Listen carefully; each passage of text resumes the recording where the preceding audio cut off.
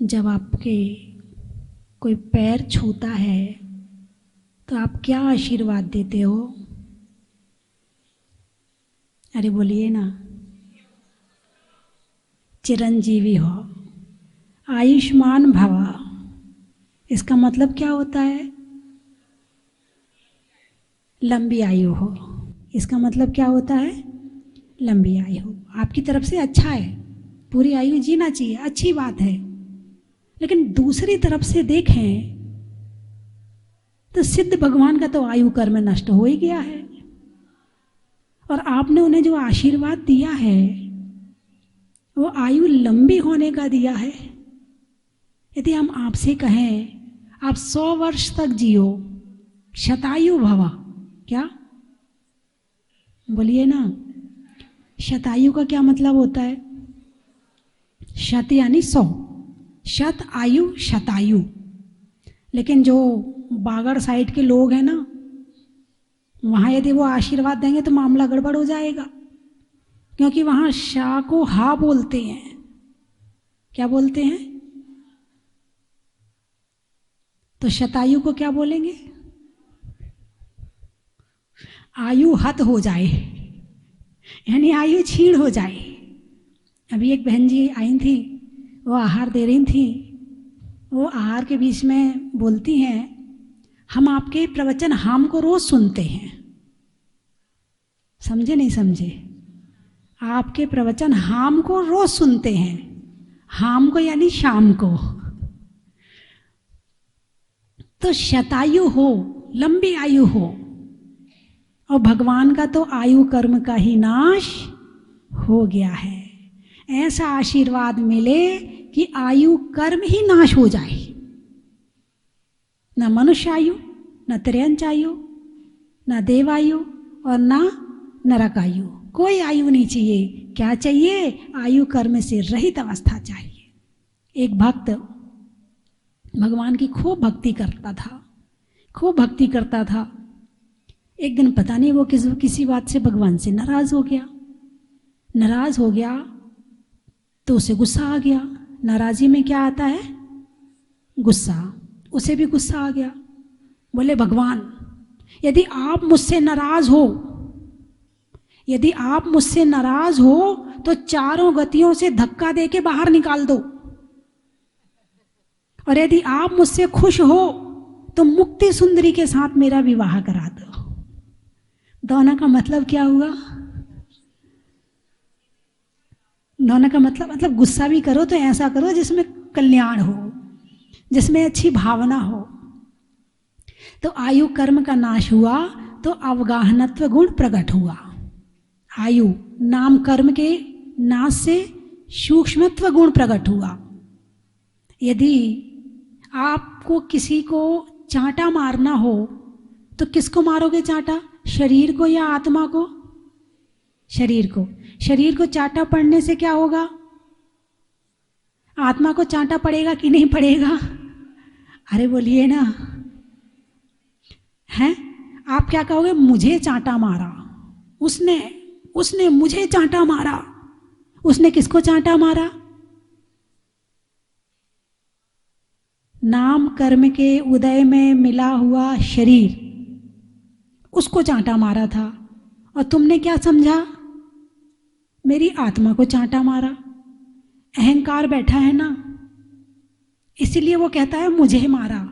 अहंकार ना हो तो ये कहेगा नहीं मुझे थोड़ी मारा, मुझे तो चांटा मार ही नहीं सकता, मुझे तो कोई स्पर्श नहीं कर सकता, आत्मा में स्पर्श गुण है ही नहीं है, मुझे कोई चांटा मार ही नहीं सकता है। मतलब जो खाली आत्मा है, शुद्ध आत्मा है, उसको चांटा मार के दिखाए कोई? मार ही नहीं सकता। उसने चांटा किसको मारा है? शरीर को मारा। और तुमने क्या कहा? मुझे मारा। चलो चांटा तो बहुत दूर की बात है। यदि सामने वाले ने गाली दी तो किसको गाली दी? आपने कहाँ से पकड़ी गाली? यदि किसी बहरे व्यक्ति को गाली दी जाए तो सुनाई नहीं देगा, और किसी सुनने वाले को दी जाए तो वो कहेगा मुझे गाली दी। बहरा कहेगा मुझे कुछ कहा ही नहीं उसने, क्योंकि उसके कान खराब है। और सुनने वाला कहेगा उसने मुझे गाली दी, और तुमने गाली पकड़ ली। क्या की तुमने गाली पकड़ ली। यदि कोई तुम्हें कोई गिफ्ट दे, तुम्हें ना लेना हो, तो क्या कहते हो, मुझे नहीं चाहिए। अब उसने तुम्हें गाली दी और तुमने मना किया, इनकार किया, नहीं किया, क्या किया, जल्दी से ले ली। हाँ, तुमने दी है, तुम्हारी दी हुई चीज को कैसे मना कर सकते हैं। गाली हो या गिफ्ट हो, हम दोनों तुम्हारी लेते हैं। गाली में नाराज होते हैं और गिफ्ट में खुश होते हैं, बस इतना अंतर है। लेकिन कोई गिफ्ट ना दे सकता है ना ले सकता है, किसको, सिद्ध भगवान को, क्योंकि वो शरीर से रहित हो गए हैं, उनका शरीर ही नहीं है, सूक्ष्म हो गए हैं, इतने सूक्ष्म हो गए हैं कि आँखों से दिखाई नहीं पड़ते हैं। यदि आपसे पूछा जाए आत्मा दिख रही है क्या, मेरी आत्मा आपको नजर आ रही है क्या, बोलिए ना, नहीं आ रही। आपके घर वालों की आत्मा आपको नजर आती है क्या, नहीं। वैसे वर्तमान समय में संसार के हिसाब से यदि आत्मा शब्द प्रयोग होता है तो वो ऊपरी बाधा के लिए, बोले कोई आत्मा सता रही है इनको, ऐसे ही कहते हैं ना, कोई आत्मा सता रही है इनको। तो आत्मा सता रही का मतलब वो कोई व्यंतर आदि देव है, वो अभी आत्मा शुद्ध आत्मा नहीं है। तो आत्मा को आंखों से नहीं देखा जा सकता। कौन सी आत्मा को, कोई भी आत्मा को। तुम्हारी आत्मा भी आंखों से नहीं दिखती है, आंखों से तो पुद्गल दिखता है। आत्मा को तो महसूस किया जाता है, हाँ, इंद्रियों से पता चलता है कि इसके अंदर आत्मा है, ये देख रहा है, सुन रहा है, खा रहा है, पी रहा है, रो रहा है, कर रहा है, इसका मतलब ये महसूस कर रहा है। ये सारी चीजें महसूस करने वाला कौन है, आत्मा है। और महसूस किसके माध्यम से कर रहा है, शरीर के माध्यम से कर रहा है। इसलिए पता चल रहा है कि इसके अंदर में आत्मा है।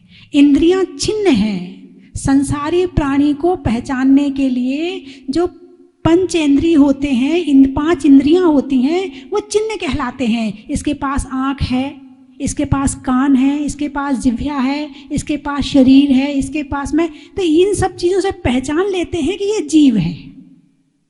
लेकिन जीव आँखों से दिखाई नहीं पड़ता, क्योंकि जीव सूक्ष्म है, आत्मा सूक्ष्म है। आप जिसे देख रहे हो वो पुद्गल है।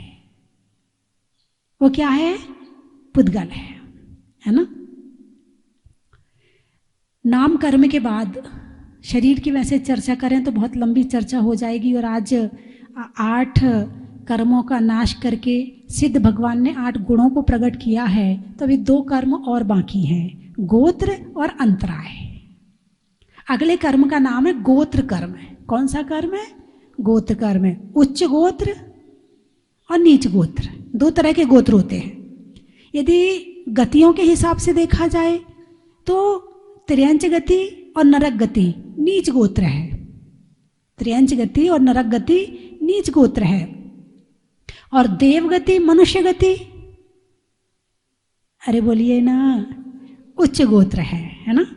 इसके माध्यम से, इन गतियों के माध्यम से हम बहुत कुछ जीवन में पुरुषार्थ कर सकते हैं, धर्म पुरुषार्थ कर सकते हैं, बहुत आगे बढ़ सकते हैं, भावनाओं को शुद्ध कर सकते हैं। तो इसलिए इसे उच्च गोत्र कहा है।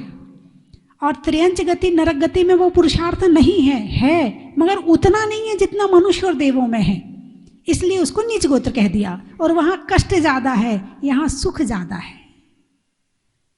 तो नीच गोत्र त्र्यंच और नरक गति, उच्च गोत्र देव और मनुष्य गति। तो आप कौन से गोत्री हैं, उच्च गोत्री हैं, बहुत बढ़िया।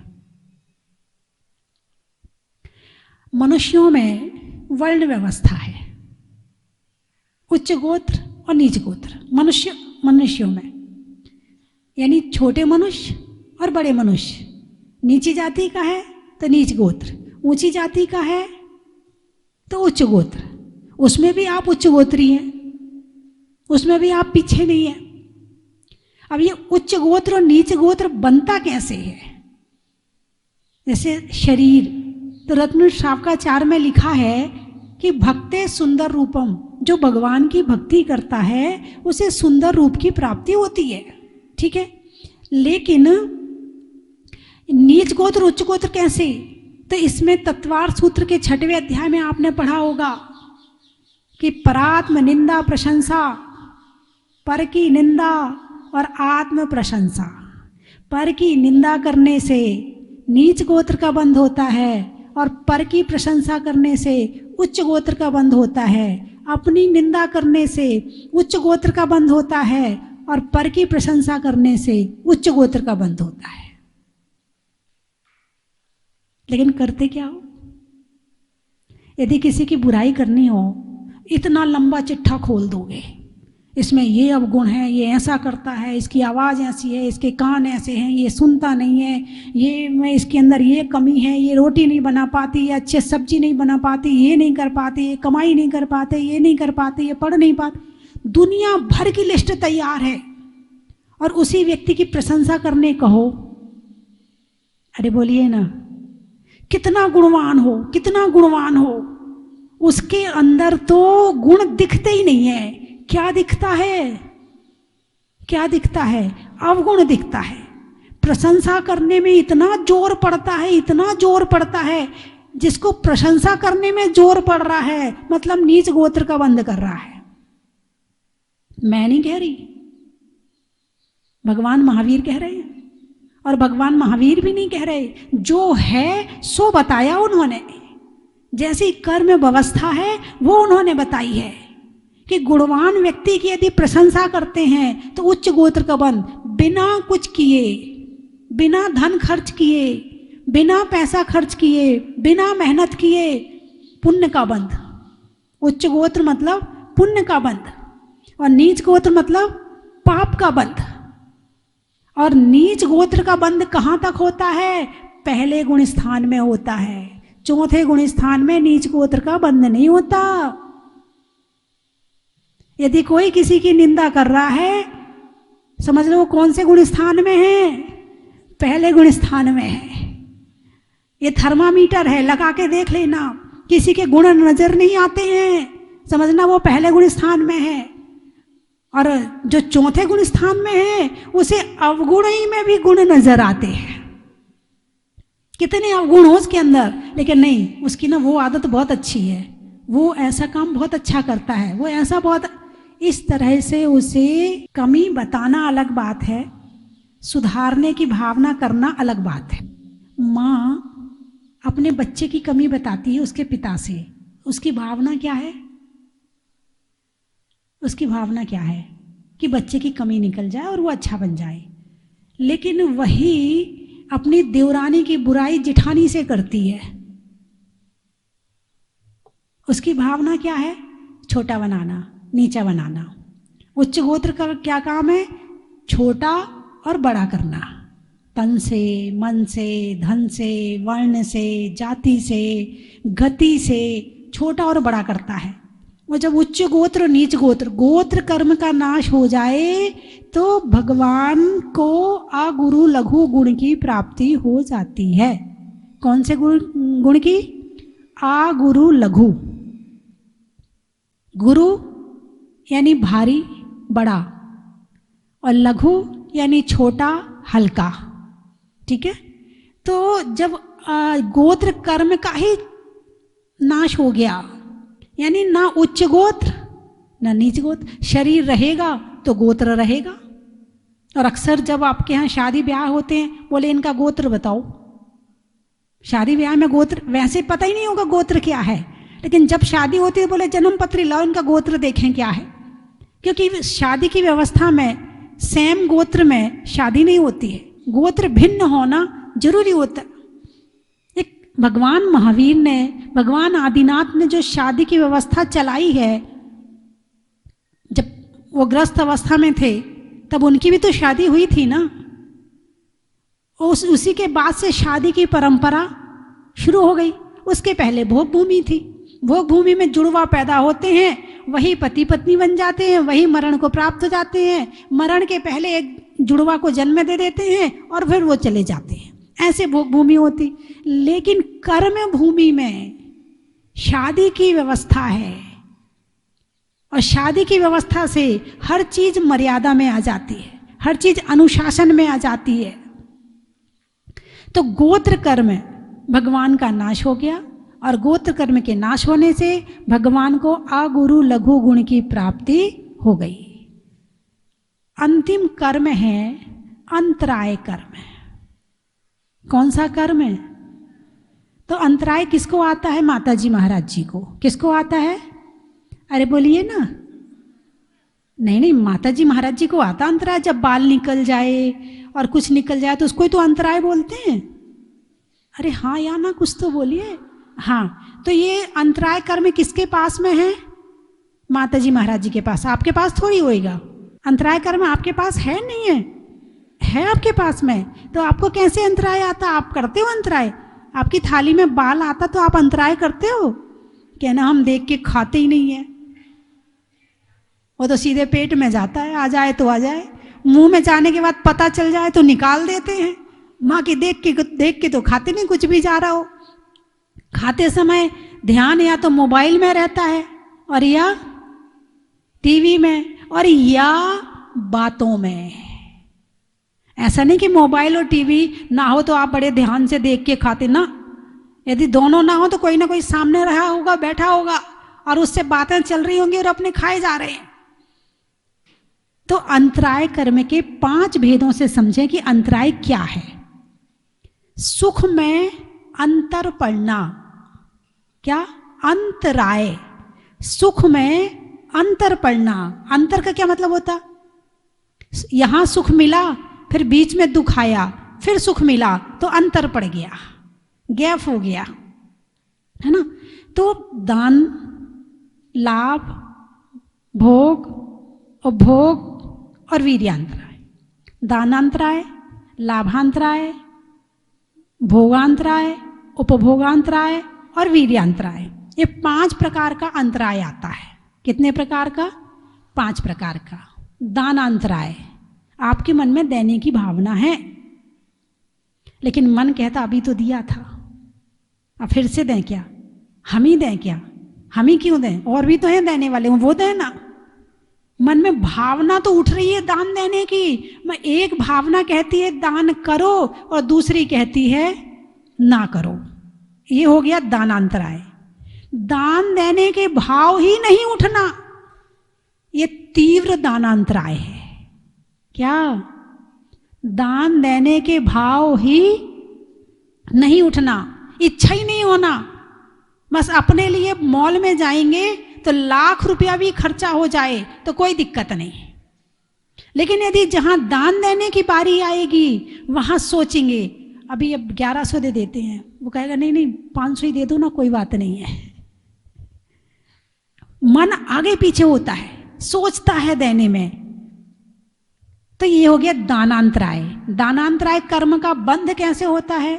दूसरे के दान में बाधा डालने से दानांतराय कर्म का बंध होता है।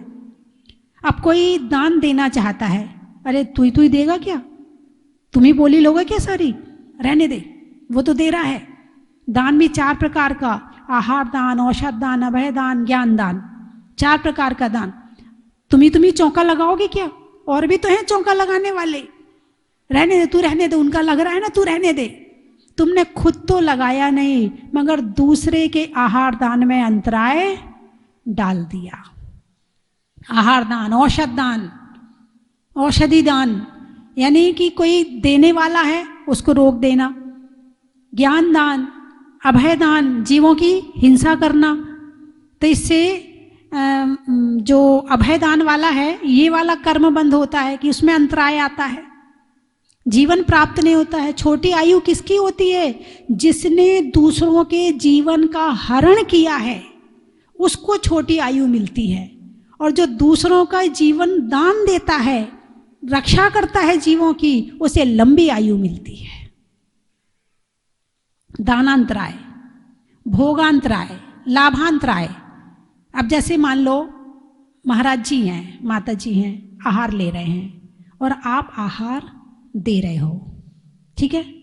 और बीच में अचानक किसी के हाथ से कोई ग्रास रखा गया और बाल आ गया, अब क्या हुआ? बोलिए ना, अंतराय आ गया, ठीक है। अंजलि छोड़ दी, आहार छोड़ दिया और कुल्ला करके और चले गए, ठीक है। तो कौन से कर्म के उदय में अंतराय हुआ? देने वाले का कौन सा कर्म था और लेने वाले का कौन सा कर्म था? देने वाले का दानांतराय था, सारा सामान रखा है देने के लिए, मन में भावना है देने की, इच्छा है देने की, मगर दे नहीं पा रहे। और जो ले रहा है उसके लाभ, वो लाभ ले रहा था, आहार का लाभ ले रहा था और बीच में अंतराय आ गया, तो कौन सा कर्म हो गया? लाभांतराय। और लाभ अकेले इस चीज का नहीं होता है। आप व्यापार करते हो, आपका काम बनते बनते बनते बनते बीच में फिर वापस हो जाता है, पता चलता लाभ मिलने वाला है, वो रुक गया, पता चलता काम होने वाला है, वो रुक गया। क्यों?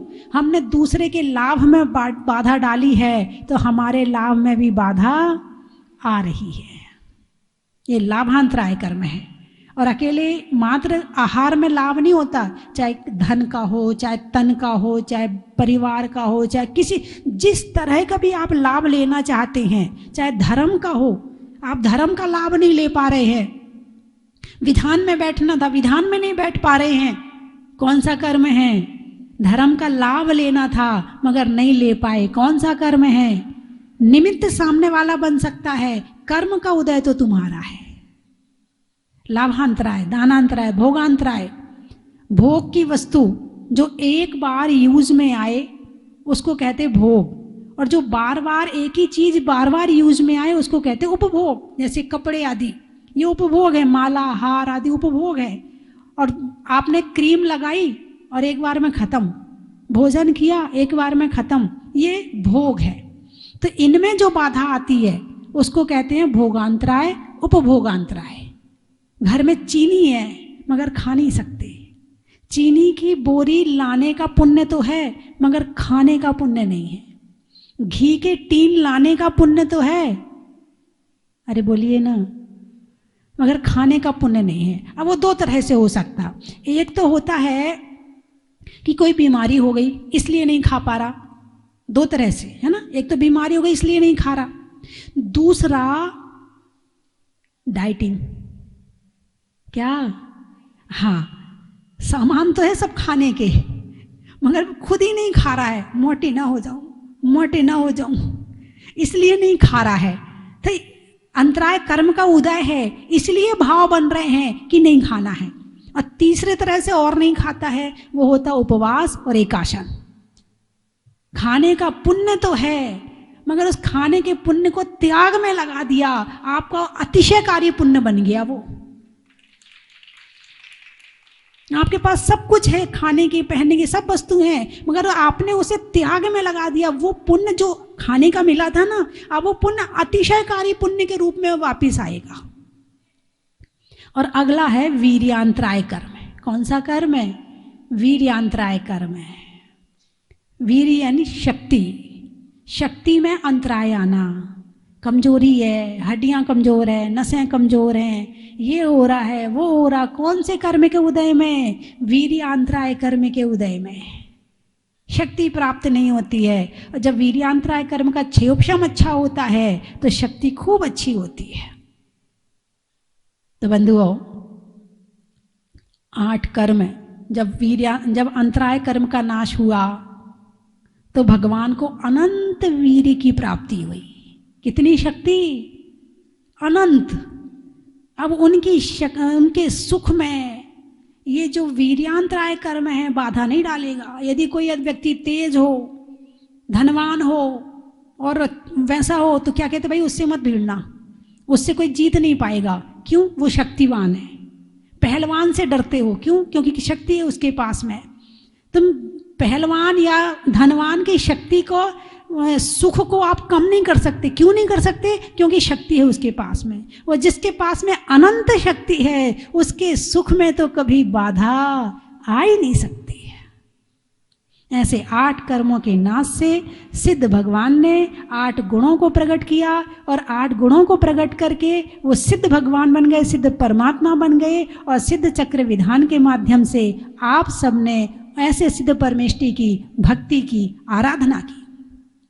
अपने आप को बड़ा पुण्यशाली मानो, बड़ा भाग्यशाली मानो कि कम से कम हम उनके भक्त हैं। नहीं तो पता नहीं कहाँ भटक रहे होते, कौन से देवों के पास भटक रहे होते कि जहां पर जो देव हमारे देव की सेवा करते हैं हम उनके पास भटक रहे होते। तो इसीलिए सच्चा धर्म वीतरागी धर्म है, त्याग। लोग कहते जैन धर्म बहुत कठिन है। जैन धर्म आपको भी कठिन लगता है ना? अरे बोलिए ना, नहीं लगता तो फिर तो दीक्षा की भावना होगी, वो भी नहीं है, कठिन भी नहीं लगता और भावना भी नहीं है। फिर तो एक चीज बोलो भाई, ऐसे थोड़ी होता है, हैं? महावीर का धर्म इतना कठिन नहीं कि कोई कर ना सके। महावीर का धर्म इतना कठिन नहीं कि कोई कर ना सके, और महावीर का धर्म इतना सरल भी नहीं कि सब कोई कर सके। जब तक मोह का भाव कम नहीं होगा तब तक धर्म की शुरुआत होने वाली नहीं है। जैन धर्म भक्त को भक्त बनाए नहीं रखता है, जैन धर्म भक्त को भगवान बना देता है। और जैन धर्म पालन करने के बाद में सुख नहीं आया तो धर्म को दोष मत देना, अपनी कषायों को दोष देना, अपने पापों को दोष देना कि मैं कषाय और पापों को छोड़ नहीं पा रहा हूं, इसीलिए ये असर नहीं हो रहा मेरे ऊपर धर्म का। जैसे जंग लगा लोहा है ना, और उसे पारसमणि से स्पर्श कराया जाए तो वो सोना नहीं बनता क्या? लोहे में जंग लगी हो और पारसमणि उसे छुए तो सोना नहीं बनता। क्यों? क्योंकि उसमें जंग लगी है। ऐसे ही जिस आत्मा में कषायों की जंग लगी है, वो आत्मा यदि चाहे कि जल्दी से भगवान बन जाए, नहीं, पहले कषायों की जंग को छुड़ाओ, उसके बाद ही आपको अमृत मिलेगा, उसके बाद ही सोना बन पाओगे। तो मैं 3 चीजें बोलूंगी, आपको कहना बड़ा ही महत्व है। खेत में धान का, शादी में पान का और होने वाले विधान का बड़ा ही महत्व है। जंगल में नाग का, पेड़ों में बाघ का और करने में त्याग का बड़ा ही महत्व है। जंगल में भालू का, बिहार में मैंने तो कहा ही नहीं, और छोड़ने में आलू का बड़ा ही महत्व है। क्यों छोड़ना चाहिए मैंने अभी नहीं बताया है, बताते तो शायद और भी ज्यादा त्याग हो जाता है ना। भोजन में बड़ा का, गर्मी में घड़ा का, और विधान करवाने में छावड़ा का, नेमीचंद जी छावड़ा का, पढ़ने में किताब का, बोलने में साव का, और यहाँ की तैयारियां करने में उनके कंवर साहब का। बोलिए 24 भगवान की। यहाँ आकर बहुत अच्छा लगा। जब जब आते हैं हमेशा यूँ लगता है कि यहाँ ही बैठे रहें, यहाँ से जाने का मन ही नहीं करता। इतना भव्य मंदिर बना है कि बस यूँ लगता है देखते रहो देखते रहो देखते रहो। बारसी निवासी, जिला शोलापुर, महाराष्ट्र से बात कर रहा हूँ। तो हम 5 साल पहले 2018 में आए थे, जब इसकी शुरुआत हो चुकी थी। और आज जब हम कल रात में आए तो हमें ऐसा लगा कि कितना अति भव्य सब हो गया है कि एक मतलब कल्पना नहीं कर सकते कितना कर सकते। तो माता जी की असीम कृपा है और भगवान मुनीश्वरनाथ जी का ये सब जो महिमा है, इसकी वजह से अच्छा लगा। हम बार बार आने की कोशिश करेंगे और आज हमें मौका भी मिला कि शांति धारा कर सके। तो हाँ, हमें आशीर्वाद दीजिए माता जी। इतना भव्य मंदिर है जाजपुर का और इतनी अतिशयकारी प्रतिमा है। मेरा सब श्रावकगण से निवेदन है कि जो भी राजस्थान पधारे वो एक बार जरूर जहाजपुर आए और इस मनहरी अतिशयकारी प्रतिमा का जरूर जरूर दर्शन करें। वंदनामी माता जी। बड़ा हिमालय जब तक बहती गंगा धारा, अमर रहेगा स्वस्ति श्री तब तक नाम तुम्हारा, अमर रहेगा स्वस्ति श्री तब तक नाम तुम्हारा। मान्यवर, हम महाराष्ट्र औरंगाबाद और श्री रामपुर के रहने वाले हैं। बहुत दिन से हमारी इच्छा थी कि भाई एक बार आपको एक क्षेत्र के लिए जाना है, पर वो इच्छा हमारी सिर्फ इच्छा रही। लेकिन हमारी साली जी और हमारे साड़ू जी, रूपेश कुमार जी और सरला देवी, इन्होंने बहुत ही आग्रह किया और उनके वजह से हम दोनों पति पत्नी का यहाँ पर दर्शन हुआ। कल से जब आए तब से ये पूरा माहौल देख के हमारा मन बहुत ही सदगतित हुआ और हमको ऐसा लगा कि प्रत्यक्ष हम आज स्वर्ग में आए हुए हैं। ऐसा स्वर्ग सर का आनंद आज हमको देखने को मिला।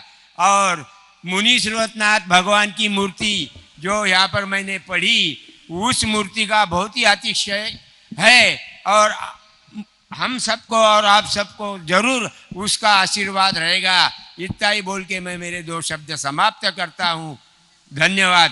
वंदामी माता जी, वंदामी वंदामी वंदामी। भूगर्भ से प्रकटित मुनीश्वरनाथ भगवान की अतिशयकारी मूर्ति और स्वस्ति भूषण माता जी का अथाग प्रयत्न इस जहाजपुर क्षेत्र के मंदिर को भव्य मंदिर बना के सभी जीवात्मा के भाव बहुत उत्तम किए हुए हैं और इस प्रकार से इस क्षेत्र की प्रगति होती रहे, यही शुभकामना। चलो स्वस्ति धाम, चलो स्वस्ति धाम, आओ स्वस्ति धाम, चलो स्वस्ति धाम, चलो स्वस्ति धाम, चलो स्वस्ति धाम, आओ स्वस्ति धाम।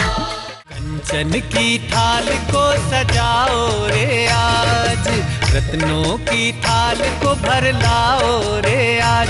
आओ आओ करे रे गुणगान आरती भगवन की, आओ आओ करे गुणगान आरती भगवन की।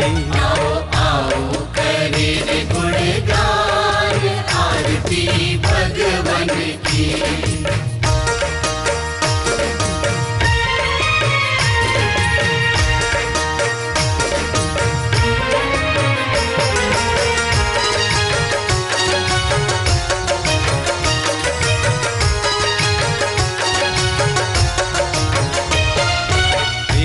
सुमित्र के राज दुलारे, माँ पद्मा जी के नैनों के तारे।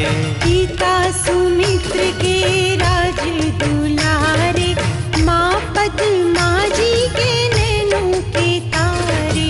राजगृही में जन्म लियो आप, राजगृही में जन्म लियो आप। आओ आओ मनाए खुशी आज आरती भगवन की।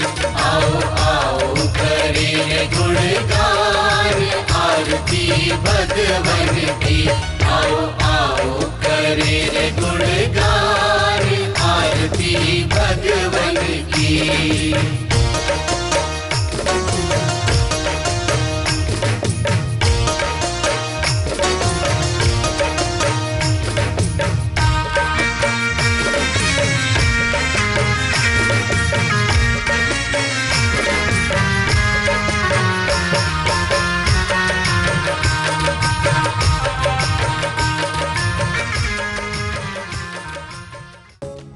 परम विदुषी लेखिका गणिनी आरिका रत्न श्री 105 स्वस्ति भूषण माता जी, जिन्होंने मात्र 20 वर्ष में 100 से भी अधिक किताबें लिखकर जैन समाज को अनूठा योगदान दिया है।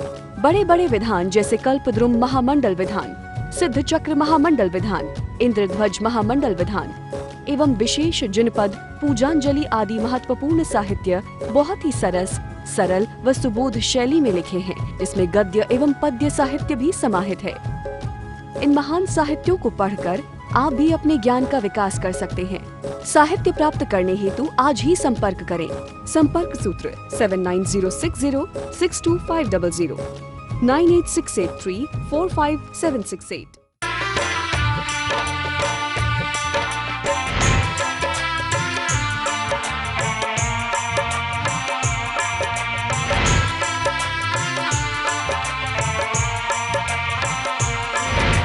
चलो रे चलो रे चलो चलो रे चलो रे चलो चलो जहाजपुर।